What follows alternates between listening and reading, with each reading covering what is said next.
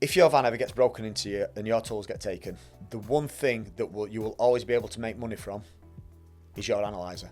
You can get by with basic hand tools, even if they're your best tools. You can get by with basic hand tools as long as you have your analyzer. But if you don't have your analyzer, work's gone. Don't leave your analyzers in your van under any. You shouldn't really leave your analyzers in your van. Anyway, is it just because of the temperature or the moisture buildup? It's the temperature. Drop in temperature can contribute to moisture buildup, which then nukes all the internals of the analyzer. It's so bad. It's so bad for them. It's unbelievable. This is a Field Rocket podcast. I'm your host, Tulloch Priest, and today we're joined by Dan Tempest from ST Plumbing and Heating. He is also an ambassador for Anton, and today we're going to be talking about analyzers. Thank you for coming and welcome to the show. Always a pleasure. Yeah. How did you become an ambassador for Anton? So I've worked with I've used Anton analyzers for a lot of years, and down to how I've progressed with social media. I've used social media as a marketing tool for my business to kind of educate customers on how or what they should be expecting from jobs, and then that's kind of spiraled into what it is now from a social media perspective.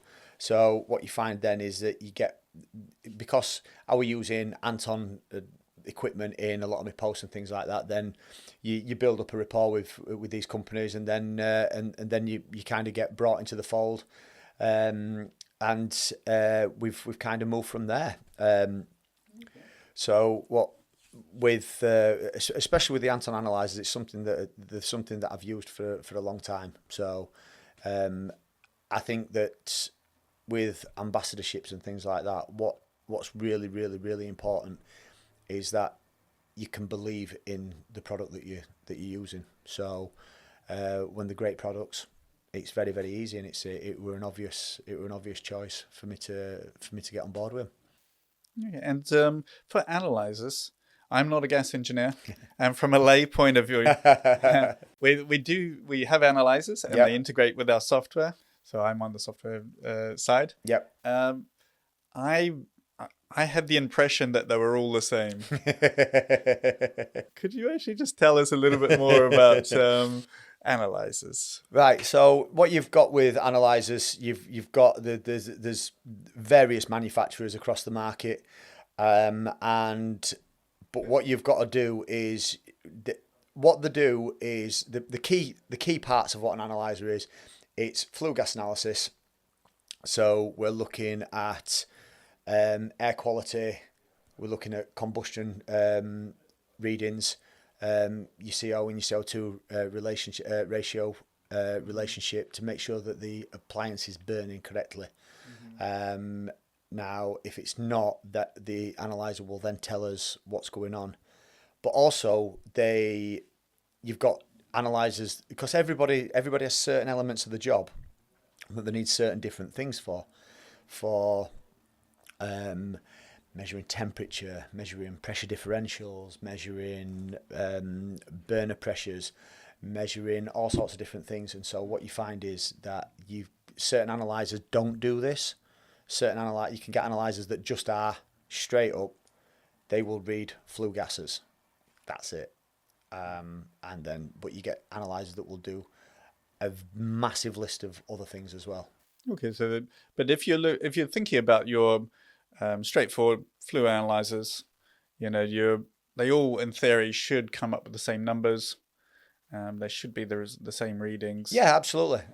Yeah, I mean, you will get tiny little variations, but I mean that's there's got to be tolerances in anything that's electronic. But yeah, if you had 5 analyzers and put them all into the same flue at the same time, they should in theory all be somewhat close. Be very, very similar. Yeah. So if you are new, let's say you've newly qualified, whatever, how do you actually choose which one?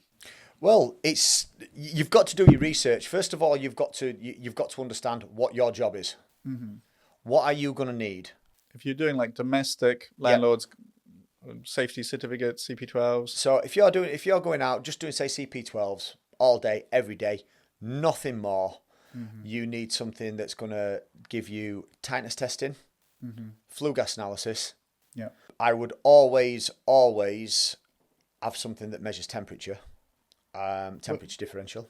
When do you actually use that? Because it's not on the CP12, is it? It's not on the CP12, but what it's good for is it's very, very good for if you're in a scenario where, say, you're doing a CP12 on a house where there's vulnerable people and things like that, or you've got anti-scald protection.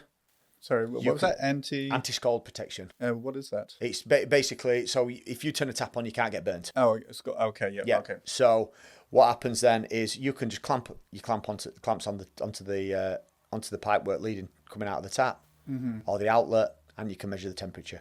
Okay. So you can walk away from that property saying, I checked that, that's fine. That is a requirement on certain, not as a standard CP12, but if you get called in, like I say, into properties with vulnerable people, care homes, that kind of thing. Okay, so is that a legal requirement from Health and Safety Exec? On certain, it's a requirement if it's stipulated within the terms of what you're asked to do. Okay. So, like I say, it can be. You can just say. Okay, so there'd be a like contractual thing outside of health and safety. Yeah, okay. it steps beyond like a basic CP12. That's not part of the CP12.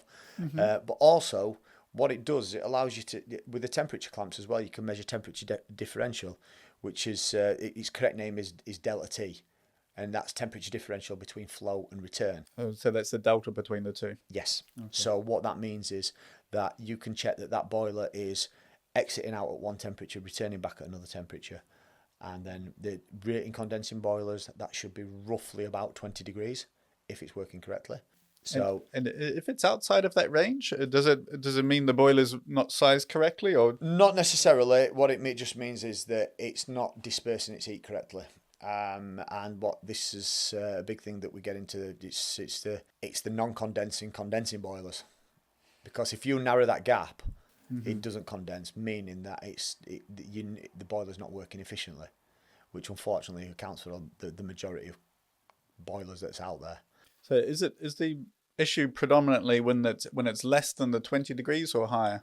The problem's when it's narrower than 20. Okay. Yeah, because like I say, you can't condense because it's the temperature coming back is too close. Okay. You don't get the temperature differential, so it can't condense. Okay. Anything else that you should kind of look for if you're? I think if you're just doing basic gas work, that's they're kind of your priority. They're kind of your main requirements, which is your flue gas analysis, your tightness testing, and your temperature sensing.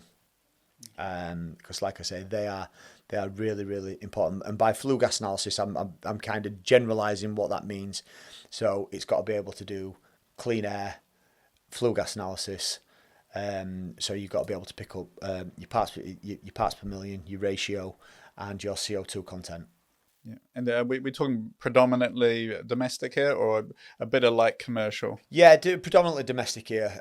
Like I say, commercial. When you start moving into commercial, you've got to change. The analyzers require a lot more, so there's a different version. I'm kind of putting you on the spot. This but do you know actually how the analyzers work? To a certain extent. I mean, I'm not gonna pretend I know how they go into processing all the information. I know basically it draws a continuous sample through the tube, and then that tube goes back. That goes back to a processor, which calculates boiler efficiency, CO2 ratio, oxygen content, and a couple and other measurements like that. So that's it in a tiny little nutshell. Okay. I won't push you too much. So when you're actually, do you kind of have any like practical tips on actually using the analyzers? What from an actual use or just in general? Probably both. I don't really know what I'm asking because it's again, I'm not a gas engineer, but I just assume that you would put it into the flue and then off you go. Yeah, you've always got to be vigilant with your analyzers. I mean, I've seen a lot of people just literally turn it on, stick it in the flue, and not pay that much attention to it. Now, if you see those readings spiking, you need to get your analyzer out, because the more contaminated the further outside of its working parameters that it's going, then that means that all the electronics and all the processor, you can be damaging the processor. it's not really good for it, not for longevity anyway. That goes for any analyzer. It's not gonna, if you're poisoning it every day, it's inevitably not gonna do it any good. So you have to be aware of that. I always try to, when I'm teaching my engineers, I always, and a lot of manufacturing instructions actually say it, that you should let the appliance run for a couple of minutes before even trying a flue gas analysis. Okay, so just get it up and running, get it stable. Yeah, and then take your readings, because sometimes the initial fire up you can get really funny readings on an appliance. But certain manufacturers do actually stipulate that they should be running for a certain amount of time before actually taking a flue gas analysis, and a lot is for this reason. That protects your analyzer. They are an expensive, delicate piece of kit. I know they come in very robust cases, and I think because of that, people think that they're quite, but they're a delicate measuring instrument, and they should always be put in a suitable storage container, storage bag, something that's purpose made to protect that item. Because, like I say, the probably as a toolkit for a gas engineer, it's probably your most important item that will be on your van. And that kind of goes back to what I try to get across. I do it every single winter. Don't leave your analyzers in your van under any. You shouldn't really leave your analyzers in your van. Anyway, is it just because of the temperature or the moisture buildup? It's the temperature. Drop in temperature could contribute to moisture buildup, which then nukes all the internals of the analyzer. It's so bad. It's so bad for them. It's unbelievable. What is it? What's the sensitive bit? Is it the actual sensors themselves, or is it? If I'm totally honest, I don't know exactly what it damages. All I know is that in anything electronic, it's the relationship with the cold and condensation, and you get moisture buildup, and that's what damages. In the same respect, you shouldn't ever leave lithium-ion batteries. All those lithium-ion batteries for all those tools, they shouldn't ever be left in the van overnight when it gets down to really cold temperatures, for exactly the same reason. It's just not good. But one of the main reasons I say about never leaving your analyzer in the van, no matter what, is because it's from a practical perspective. If your van ever gets broken into and your tools get taken, the one thing that you will always be able to make money from is your analyzer. That is the one tool you can get by with basic hand tools. Even if they're your best tools, you could get by with basic hand tools as long as you have your analyzer. Yeah. But if you don't have your analyzer, work's gone. Until you can replace that, work is gone. You can't work on your gas appliances. Yeah, and they're expensive. And they're very expensive. Not a lot of people have $1,000 knocking about just to be able to go out and buy one. Mm-hmm. So that's one of the main reasons why I say it's so important to always take your analyzer off your van, because it is the most important part of your toolkit as a gas engineer. And any other kind of tips that you kind of give your engineers? Look, we don't work in a trade where everything's perfect all day. We're not walking around and everything's treated with kid gloves. It's not. Mm-hmm. It's not that kind of trade. We sometimes do throw something into his van, or look, we're all guilty of it. But that, going back to what the analyzer is, it's the most important part of your toolkit. It should always be protected at all times.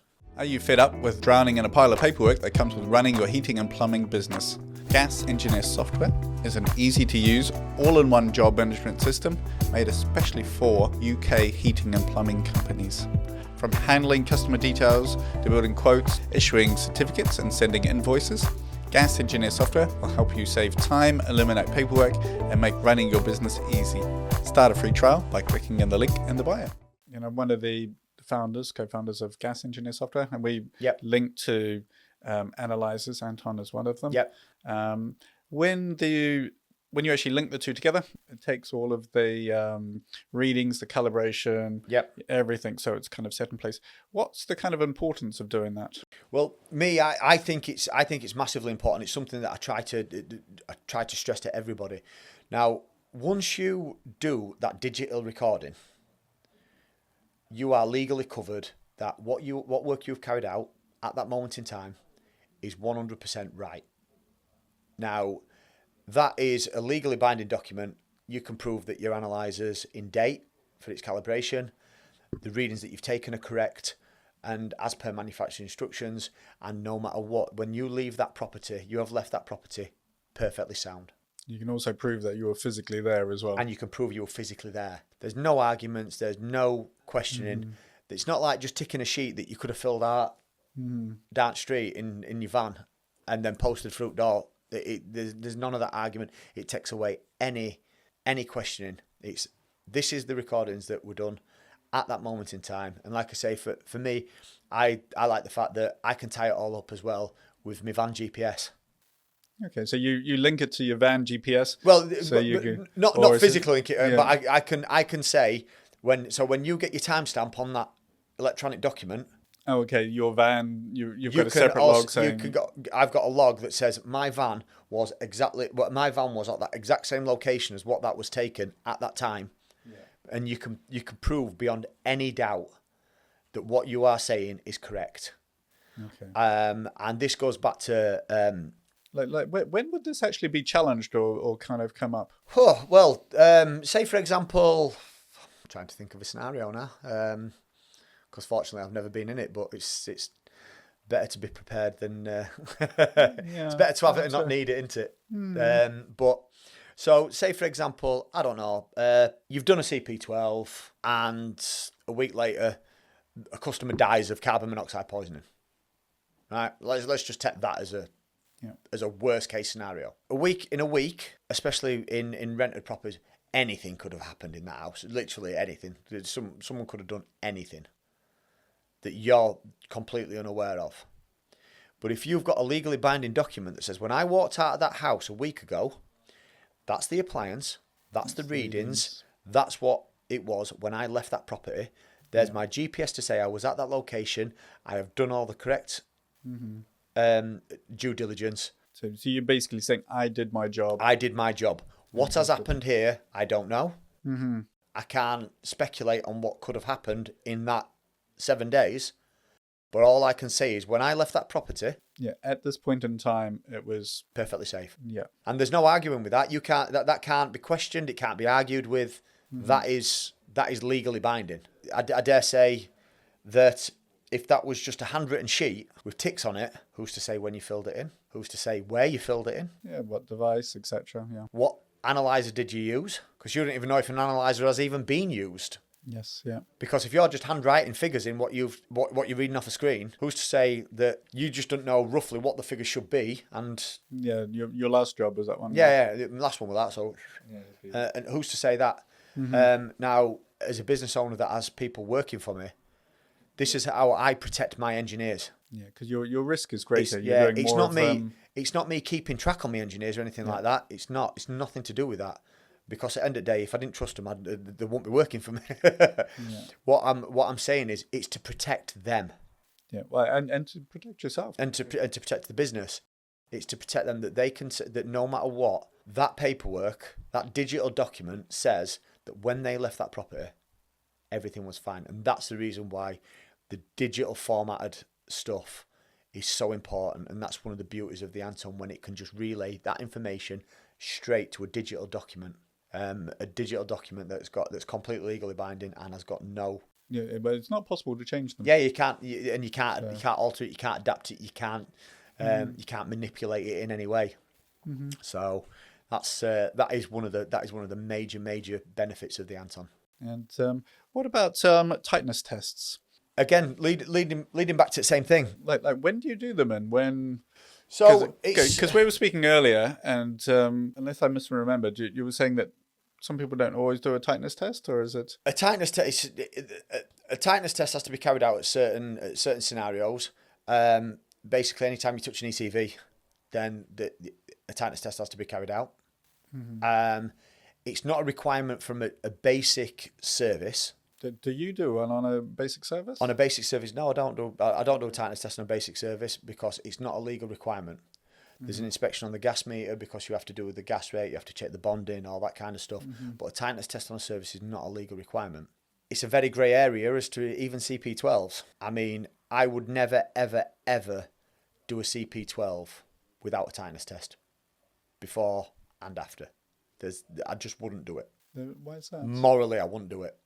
Because at the end of the day, it's not the homeowners. It doesn't really matter to the homeowner if there's a gas leak there, does it? Because they don't live there. It's simple as that. So morally, I believe that a tightness test should be on all CP12s. So for a layperson, what's the actual advantage of doing it before and after? So first of all, you do it before, because you need to check before you've done any work what the integrity of that property is. Okay, so that you get a baseline. Yeah. So then you do it. So then you're going into that property then. So say you get a tight test to start with. Yeah. Right. You're going to that property and you're doing something with some gas. You're just checking all the gas appliances as you go along.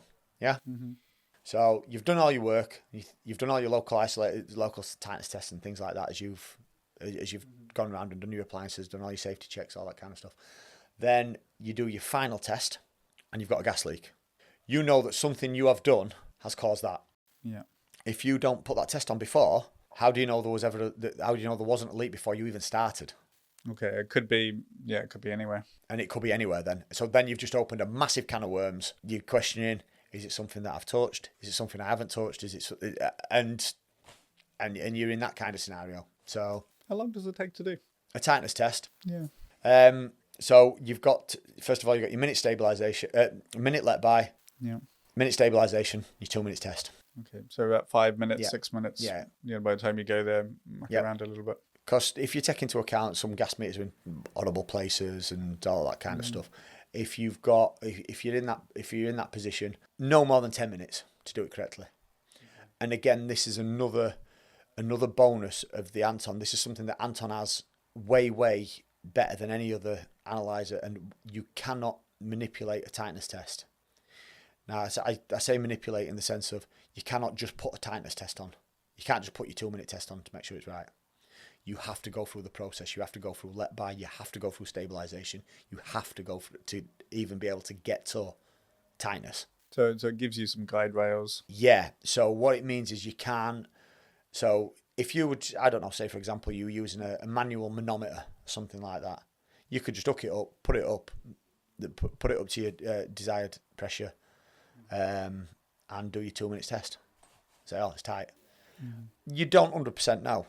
You're in that situation. So what happens if that ECV, your isolator, what happens if that's letting by at exactly the same rate as something's leaking? It'd not show a leak. It'd show us it's tight. Yeah. And it's not. So that's the reason why your let by is important. Your let by is at a different pressure. So you can see if that gauge rises to tell you whether the ECV is passing. So you can be 100% sure. 100% sure that tightness test is 100% sound. Do you come across many properties that fail? Oh God, all the time. Gas, we especially where I am, because I live in a mining community where we had multiple estates built to house alt miners, and so you've got. I mean, I still come to jobs that have got lead gas lines in. Okay. So it plastered into walls that have been in there for 50 years, and I still come across lots of them. So gas leaks are a very, very common thing. We also have tolerances for gas leaks as well. Okay, so a certain amount is you are allowed you're allowed permissible tolerances, provided there's no reported smell of gas, and there is all appliances connected. It's not something that I personally, as my company policies, a leak's a leak. Does that? I know this is a bit of a tangent. Does that come into immediately dangerous, a warning? Like, it all depends. Well, there'll always be an at-risk warning issued. Yeah. That has to be. Okay, so it has to be an. Has to be an at-risk warning label attached to it, but you've got your permissible tolerances for your pressure losses, providing there's certain criteria met, which is there's been no reported smell of gas, and all appliances are connected. Now, the second a customer says, "Oh, it's funny you should say that, I could smell gas the other day," all that's out the window. Don't count it. Okay. You're not allowed any in that scenario. You're not allowed any drop. But it could be in the basement, cellar, somewhere you don't. But if the customer reports it, it's you're not allowed to kind of leave anything. It's got to be tight. Is gas heavier than air? Like, does it kind of pool in places? Natural gas will always dissipate. LPG is denser than air, so it will it will sit. If you think of LPG like water, Okay. LPG, if it even though you can't see it, it sits like water. So say you had a bucket of LPG and you tipped it into another bucket, it would fill it like You can just pour water. Yeah.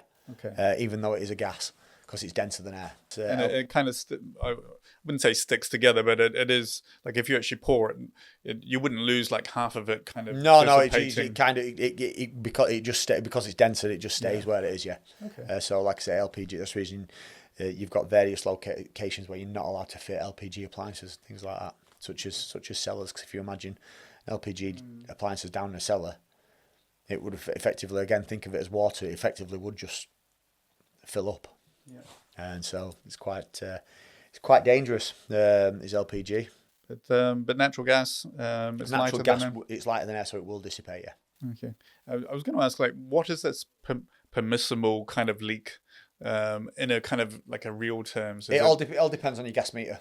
It's all to do with your gas meter sizing. There's so you've got E6 meters, you've got U6 meters, you've got U16. So these are all in domestic properties, and they all have slightly different permissible tolerances. Is it interesting you're allowed a bigger leak with a different meter? It's all because it's all dependent upon the capacity of that meter, because that's what can throw out you that can give you a different. It's like so if you imagine moving up into commercial, a tightness test isn't as simple because of the capacity of the volume. Because of the volume, a tightness test isn't as simple as.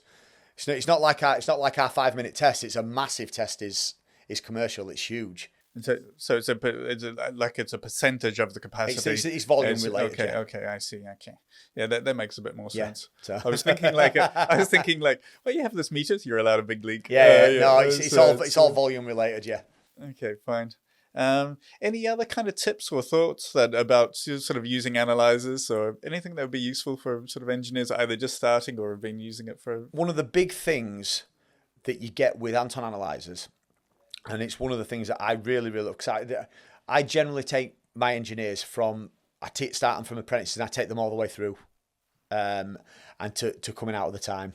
And one of the big things that's really, really good on Anton analyzers is when you complete an action, there's a prompt at the end of that action. So say, for example, complete a tightness test, press it's passed, then it will tell you in the screen, reseal test point. It physically tells you. Okay, so it tells you what the next action is. Yeah, it's a little prompt. It's just like that little teacher on your shoulders, just saying, just remember you've done that, and then. But you need a checklist. Pilots have checklists. Yeah, and those little prompts, I think, are massively, massively important. I mean, eventually we do stuff and it becomes habitual, but in the starting days when you think the minds are wandering, they're thinking, oh, have I got this done? Have I done that done? And those just little guidances and little reassurances are massive. I think they're really, really, really good. Yeah. And I think, like I say, especially for the starting engineers, and then, like I say, when you've completed your flue gas analysis, it tells you to put the inspection cap back on. Yeah. All little things, because I tell you what, one engineer, there is not any gas engineer out there who has not gone back to a property because they can't remember whether they've put the flue gas analysis cap back on. Sometimes I walk away from the camera and I think, did I like that thing? And it's exactly the same. You have to walk back every time, and that's one of the reasons why. I mean, as within my job sheets, because my system's fully digital now. I don't have any paper at all, and so the part of the checklist for the appliances, the final picture, the final time-stamped picture that goes on to that, gets connected to that job sheet, is a picture of the boiler, of the complete boiler with test point. With the actual with the test point in place, yeah. Okay. So if there's ever any question in your head, you're driving away thinking, did I put that back on? Quick, let me go back to my pictures. Yeah. There you go.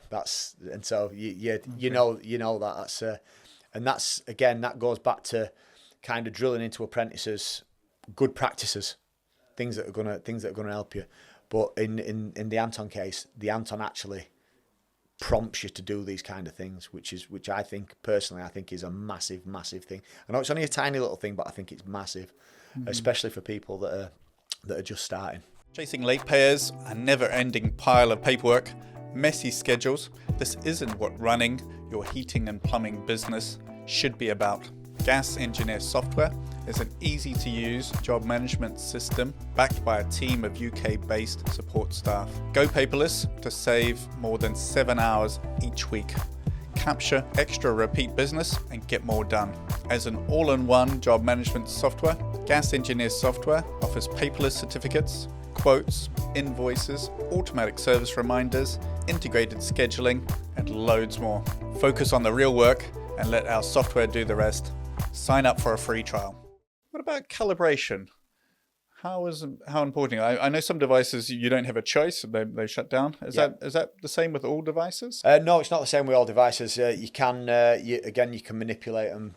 I've seen people changing dates to get them around having to get them calibrated but for me, it's absolute madness. It's why I do like especially with the Antons that the unit actually shuts down.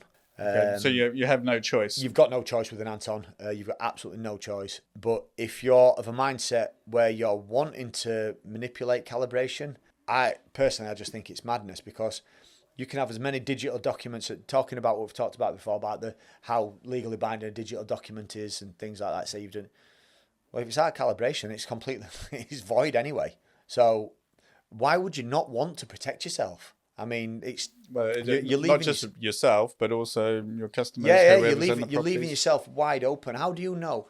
You don't know whether. I mean, we're analysing a clear odourless gas.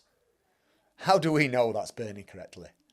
We don't. And a lot of boilers, we can't even see the burner. We can't physically see what that flame picture's like. We can't see the burner. Is it common for the boilers to actually fail?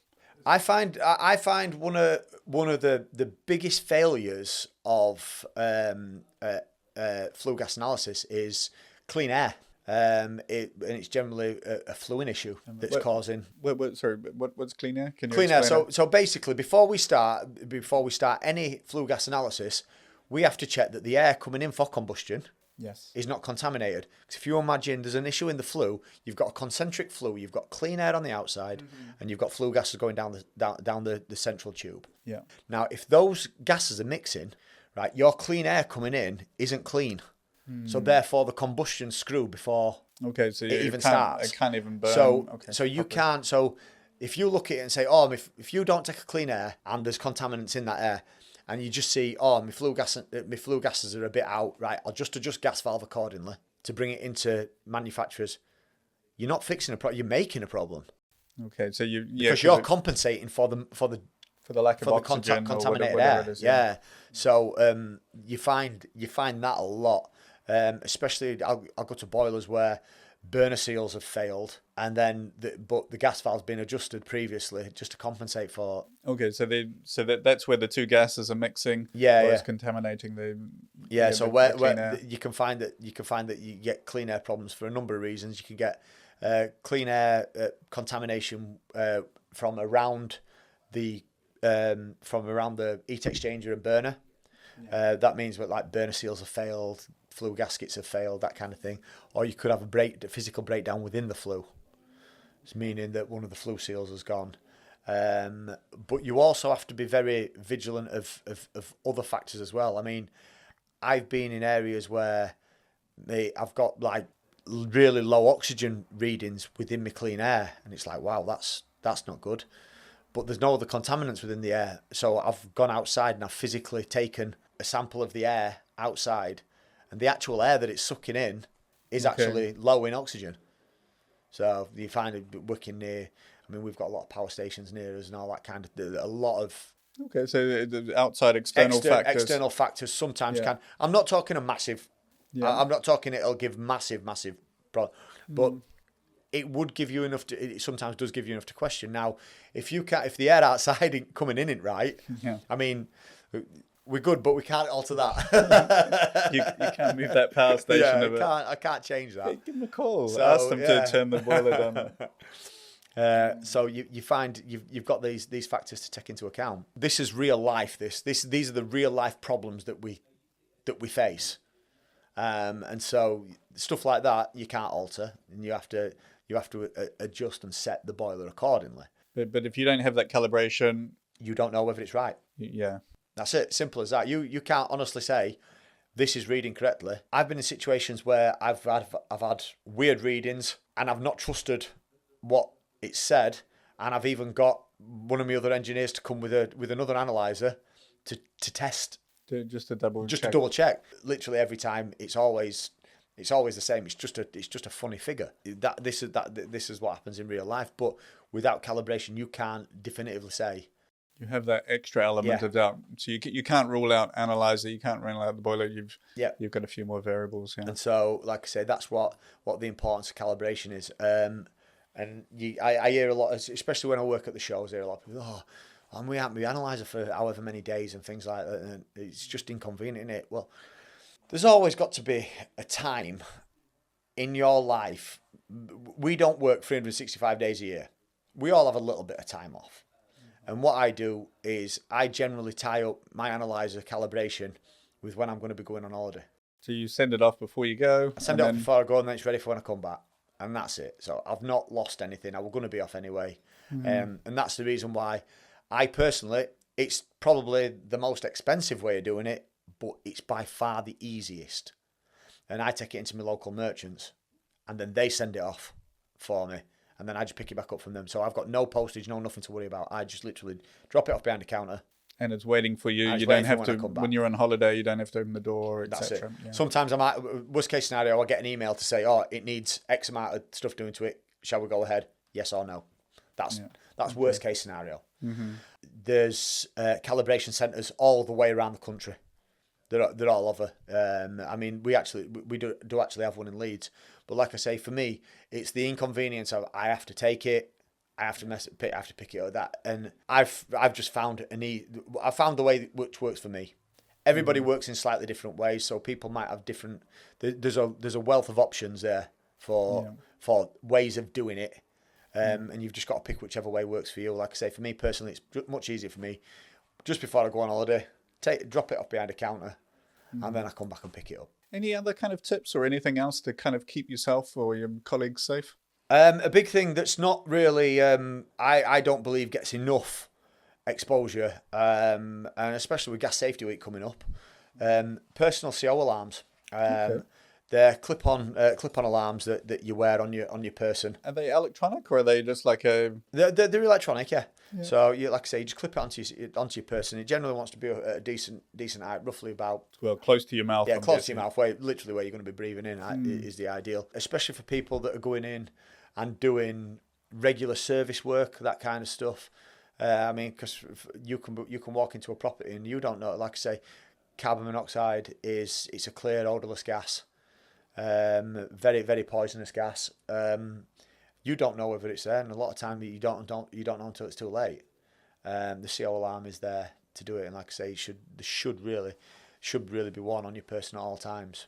So this is just for like domestic servicing. Anybody that's dealing with gas appliances, they should be worn at all times.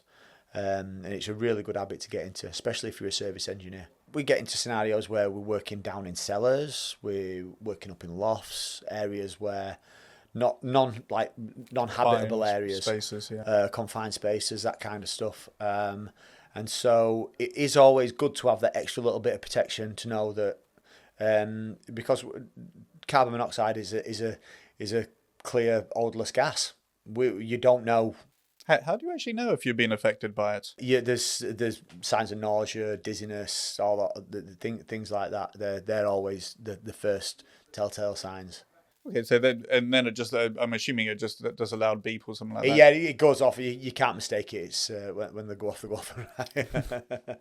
So you definitely know it's time to get out of the area. But they're very, very sensitive as well. So that will operate before you start feeling the signs of the carbon monoxide poisoning, so you know to get out of the area. But also you get with certain analysers as well, certain models of the Anton, they've got a built-in CO alarm into the actual unit itself as well. Okay, so it just senses the environment around it. Yeah, and it'll go off, yeah. So that's quite a good touch on some of them. But like I say, it's really important because there's not many analyzers that actually you normally need a refrigerant tester. Is it like a separate thing? Yeah, refrigerant testers are actually a separate thing. Whereas the Sprint Pro has it built into between the 2 and 6, in the 2 and 6, it actually has refrigerant leak detection into it. So it's a really good thing, especially like I say, especially with heat pumps. Yeah. Are you going to do heat pumps, or are you looking at them? I've done a couple of heat pumps. I've done a couple of hybrids, couple of heat pumps. Mm-hmm. They're brilliant at heat pumps. So there's no look. At the end of the day, if you get an heat pump working correctly, you can probably get anything between 420 500% efficiency out of them. Okay, so in practical terms, that would be half of your bill? Well, it's hard to put a figure on it, but that transferred into... So say you've got it working at 420% efficient.